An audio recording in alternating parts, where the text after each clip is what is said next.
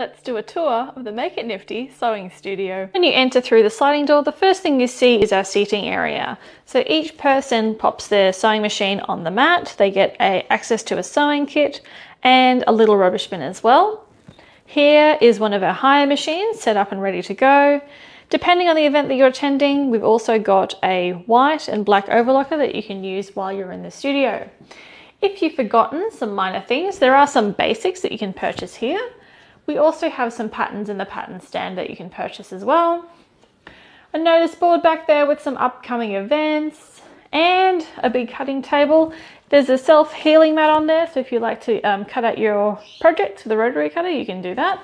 And there's another cutting table over here. We've got our tea coffee station, so tea, coffee, hot chocolate, don't forget a little bicky. If you want to use one of the mannequins while you're in the studio, you're welcome to do that, just ask. And then we have our pressing area. So in our pressing area, large ironing board, tabletop ironing board, 2 iron presses. If you want to use those, just let us know. We've also got some pressing accessories in our little trolley here as well.